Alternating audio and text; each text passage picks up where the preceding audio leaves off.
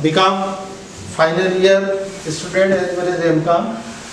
Here is the numerical problems on whiteboard is related with requirement of GST registration. The problem says to Mr. Mohan, who is a resident of Nagpur, supply the following goods and services. Inter-state supply of exempted goods 250, intra-state supply of exempted goods rupees 2 lakhs, supply of goods services in local market 3 lakhs, supply of goods and services in inter-state market rupees 450, sale of goods being as an agent on behalf of company rupees 5 lakhs, the supply of taxable services in interstate market rupees 50,000. And there is a 3 types of requirement. Actually, the numerical problem will be based on any one advice will be required from your side, but to save the time, because in online teaching the number of problems may not be as may be possible in physical classroom, and that's why I will try to explain the nature of numerical problems, how we should calculate the turnover, and on the basis of turnover we will give the advice to Mr. Mohan whether GST registration is required or not. I briefly recall you. You have first keep only the 3 basic points in your mind regarding GST registration, and this is so simple. First you check the parties who supply the good is belong from which places. Like Nagpur belongs to Maharashtra state, so the state can be divided in 2 categories: general state, eastern state. If the general state supplier is there, only 3 conditions. If exclusively goods is supplied only, then the turnover must be more than 40 lakhs. यदि केवल वस्तुओं का cell हो रहा है तो turnover 40 lakh के ऊपर चाहिए. यदि only sale is only for service, then 20 lakh is the limit. And if the sale of goods and service both, even then the turnover limit is 20 lakhs for general state. Basic यही rule है कि general state में यदि उसका turnover सिर्फ वस्तु है तो 40 लाख के ऊपर होना, और वस्तु के साथ सर्विस है या अकेली सर्विस है तो 20 लाख होना. और जब वो ईस्टर्न स्टेट स्पेशल राज्य का सप्लायर है तब वो लिमिट 20 से घटकर 40 से घटकर 20 पर आएगी और 20 से घटकर 10 पर आएगी. बस इतना सा उसका लिमिट है. अब इस न्यूमेरिकल प्रॉब्लम को देखिए हम सॉल्व करते हैं. This advice will depend situation to situation. We will solve first the problems as far as concern the basic numerical problem. Advise Mr. Mohan regarding requirement of GST registration. This time Mohan is a resident of Nagpur, therefore you look here, computation of turnover for GST registration of Mr. Mohan, Nagpur. Therefore in first situation we will prepare the numerical problem assuming that the assessee or the supplier is a resident of Nagpur. Have any problem? No. Second tips. When you want to compute the total turnover for GST registration, you should not left any items which are given in the numerical problem. जो गणित में जैसी जानकारी दी है as it is उठाकर इस turnover के statement में रख देनी है बगैर किसी दिमाग को जोर लगा. जब मैंने बोल दिया you need not require to give the special attention or pressure to your mind while solving the numerical problem of GST registration, therefore you just copy and paste while calculating the total turnover without any hesitations. So the first, interstate supply of exempted goods. Interstate supply of exempted goods rupees 250. Goods may be taxable or may not be taxable, it is exempted or whatsoever it may be. Must keep in your mind, though the goods are exempted, but it will consider at the time of calculate the total turnover. What will be the advice? It will be depend after make it total turnover is how much. If suppose exempted, all is exempted, even then you make the total. Don't be in hurry. इसे जल्दी में मत रहिए. Next, intra-state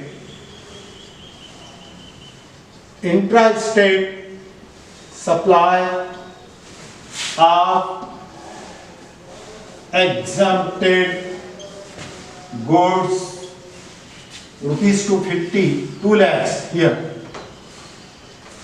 As it is, without any further consideration, supply of goods and services in local market. Supply of goods and services in local market rupees 3 lakhs. Next, supply of goods and services in interstate market. Supply of goods and services in interstate market.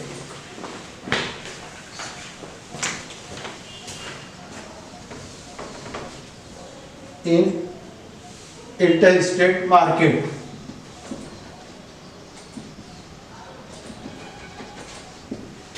Rupees 4,50,000. You must know the meaning of interstate and intra-state. Interstate means the selling and purchase process will be from one state to another state. And intra-state means the transaction within the state. Maharashtra का महाराष्ट्र में intra, MP का MP में intra, Chandigarh का चंडीगढ़ में intra, Maharashtra to MP inter, MP to UP inter, UP to Delhi inter, Delhi to Chandigarh inter. बार बार बहुत बार समझा रहा हूं, वही चीज आपको ध्यान में रखनी है. Next, supply of goods being as an agent. Supply of goods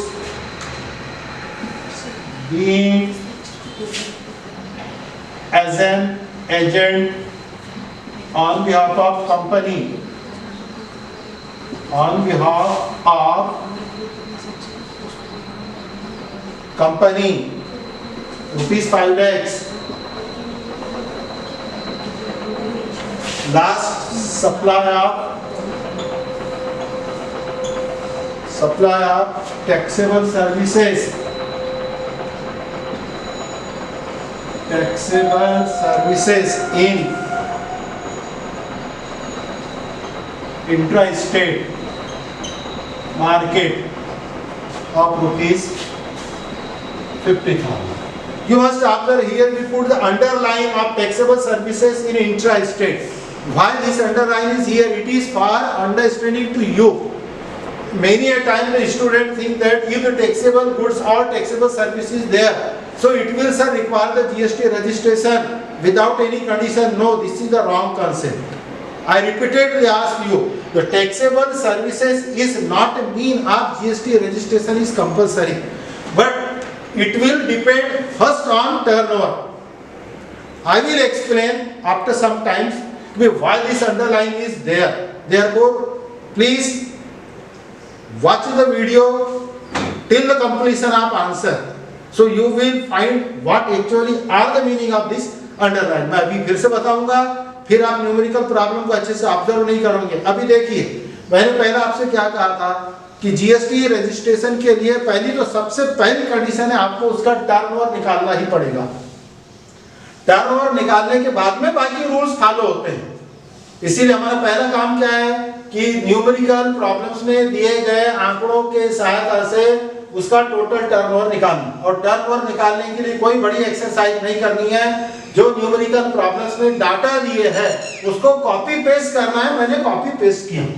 okay, copy paste कर लेने के बाद अब आपको यहां करनी total and the name will be the total turnover.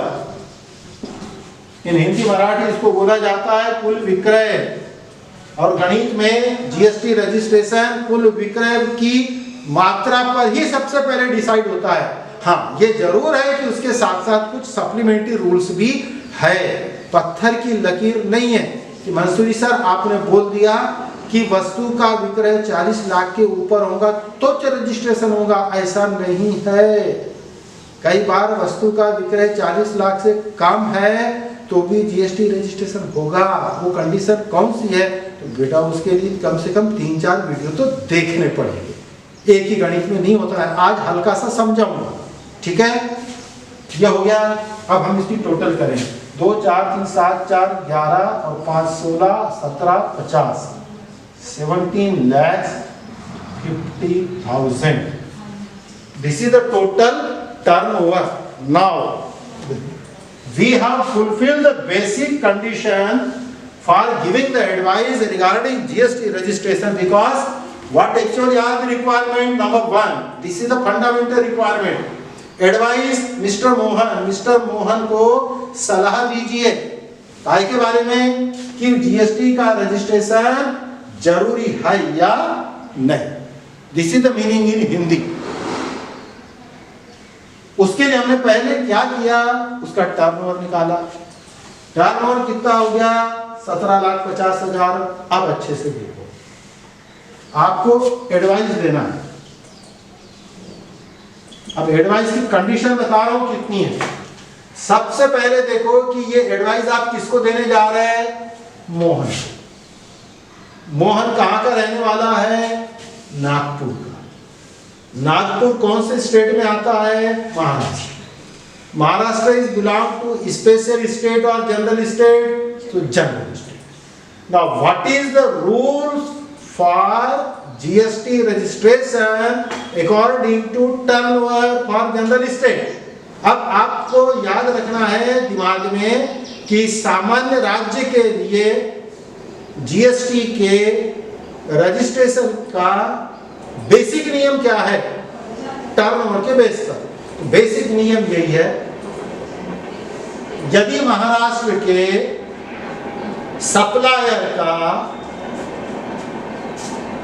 वस्तु और सेवा गुड्स एंड सर्विस बोथ का टर्नओवर यदि 20 लाख के ऊपर है तो जीएसटी रजिस्ट्रेशन जरूरी है।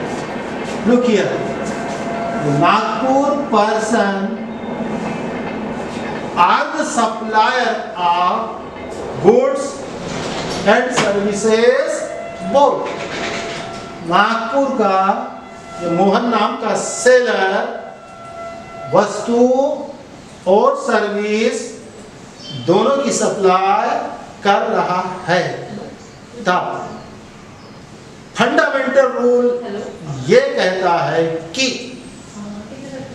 उसका वस्तु और सर्विस दोनों मिलकर टोटल टर्नओवर 20 लाख से ज्यादा है तो जीएसटी रजिस्ट्रेशन करना चाहिए। ओके, यहां टर्नओवर कितना है? 17,50,000। 20 लाख से कम है कि ज्यादा है? कम है।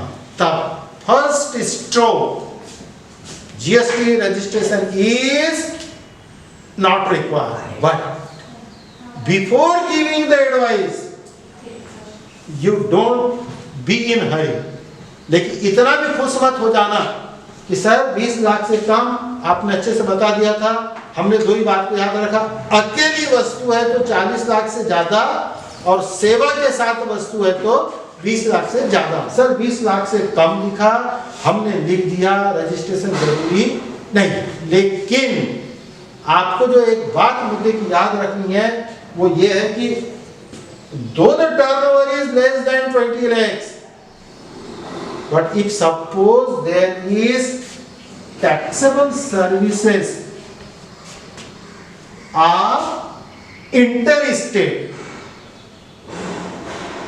यहां पर विक्रय 20 लाख से कम है, जीएसटी रजिस्ट्रेशन जरूरी नहीं है। Advice, as per above calculation total turnover is not more than rupees 20 lakhs of goods and services, hence GST registration is not required. This is the answer. आप बोले सर आप बीच में कुछ तो भी समझाते समझाते रुक गए। हाँ, मुझे पहले आंसर कंप्लीट करना था, अब बता रहा हूं। समझ में आ गया कि वस्तु सर्विस दोनों है, 20 लाख से ज्यादा नहीं है, इसलिए जीएसटी रजिस्ट्रेशन जरूरी नहीं है। लेकिन हर बार ऐसा नहीं होगा। कब नहीं होगा वो भी बता रहा हूं। यदि न्यूमेरिकल प्रॉब्लम में टैक्सेबल सर्विसेज या टैक्सेबल गुड्स कुछ भी है, लेकिन वो इंटर स्टेट होना चाहिए, इंट्रा स्टेट नहीं। यहां पर टैक्सेबल सर्विसेज इन कौन सी है? Intra state. मैंने बोला ना अंडरलाइन क्यों करके रखा कि भाई taxable services in intra state. यदि ये इंट्रा स्टेट नहीं होती, इस प्रॉब्लम में क्या है? इंट्रा स्टेट है। यदि ये न्यूमेरिकल प्रॉब्लम में ये इंट्रा स्टेट के बजाय इंटर स्टेट हो जाता, तो प्यारे विद्यार्थियों याद रखो, टैक्सेबल गुड्स और सर्विसेज एक इंटर स्टेट सप्लाई है, तब वो 5 रुपए की भी क्यों ना हो, और तब आपका टर्नओवर 2 रुपए का, 5 रुपए का, 10 रुपए का भी क्यों ना हो, फिर जीएसटी रजिस्ट्रेशन कंपलसरी है। That time the turnover rules will not followed. यहां पर रूल कौन सा फॉलो हुआ है? टर्नओवर। देखिए टर्नओवर का रूल कब टूटेगा? जब टैक्सेबल गुड्स या टैक्सेबल सर्विसेज और वो भी इंटर स्टेट होगी। तो जैसा मैं बोल रहा हूं, इस प्रॉब्लम में रूल कौन सा आया? टर्नओवर का। टैक्सेबल सर्विस थी, फिर भी उसने ब्रेक किया क्या? नहीं किया। Why not? Because this taxable services is in intra-state market. State to state में था, महाराष्ट्र का महाराष्ट्र में था, and that is not required for GST registration. But if suppose here the word should be, यदि यहाँ word हो जाता है taxable services in inter-state market, फिर मैं यहाँ पर क्या लिखता? As per above calculation, total turnover is not more than rupees 2 lakhs of goods and services, but direct not requiring the but there is a inter-state taxable supply, hence GST registration is required. अभी मैंने लिखा क्या? नहीं लिखा। क्यों नहीं लिखा? Taxable है कि नहीं है? है। लेकिन अकेली टैक्सेबल जीएसटी रजिस्ट्रेशन को अप्लाई है क्या? नहीं। कौन सी टैक्सेबल अप्लाई है? Inter state supply. यहां पर टैक्सेबल सर्विस कौन सी है? Intra state. इंट्रा स्टेट है तो आपको GST registration on the basis of turnover ही लगेगा। रूल्स के हिसाब से यहां पर इंट्रा स्टेट टैक्सेबल सर्विस होने के कारण ये जीएसटी रजिस्ट्रेशन को लागू नहीं होता है। लेकिन यदि न्यूमेरिकल प्रॉब्लम में यदि यहीं पर ये इंट्रा स्टेट के जगह न्यूमेरिकल प्रॉब्लम ही इंटर स्टेट रहता, तो मैं भी यहाँ पर इंट्रा नहीं इंटर स्टेट लिखता और तब सीधा सीधा वर्ड लिखता, because there is a inter state taxable supply, therefore registration is required. याद रहेगा। अब वीडियो है, उसको बताने की समझाने की एक लिमिटेशंस है। तो ये हो गया आपका बेसिक रिप्लाई एडवाइस। ठीक है। अब इसमें दूसरा पूछा है, सेकंड में क्या पूछा है? What would be situation if Mohan is a resident of Assam? तो ये दूसरा मैं एडवाइस दे रहा हूं यहाँ सेकंड का। If Mr. Mohan is a resident of Assam, then GST registration is required because turnover limit is more than ₹10 lakhs।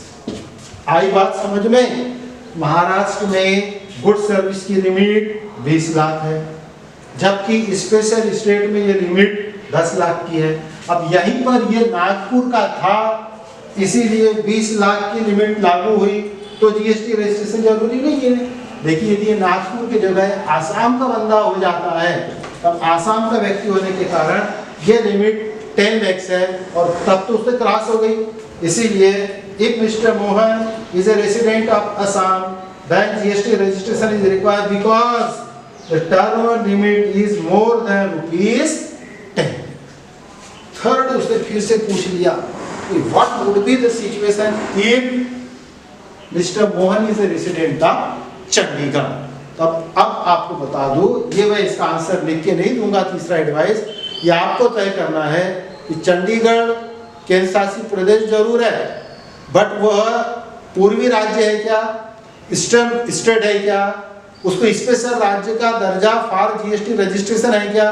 मैं मेरे अर्लियर वीडियो लेक्चर्स के अंदर में बता चुका हूँ, वो जो 11 राज्य उनके नाम लिया था मैंने, उतारा था आपको, शिमला से लेकर तो मणिपुर, मेघालय, सिक्किम वगैरह में घुसा दिया था, लेकिन वहां कहीं पर भी चंडीगढ़ आया नहीं है। तो चंडीगढ़ जैसा नागपुर वैसा चंडीगढ़।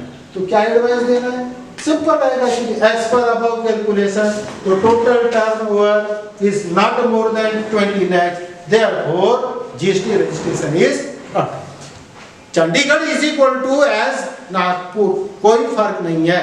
आपका ये जो पहला वाला एडवाइस है वही एडवाइस इसको भी लागू होगा कि आप पहला और तीसरा 20 लाख की लिमिट के बेस के ऊपर में GST registration is not required, but if the supplier is from Assam, then the goods service turnover limit should not cross 10 lakhs, because here is the 17,50,000, hence the GST registration is required in Assam, not in general state.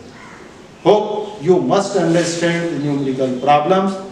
Next time in the next video we will try to another problem. Thank you.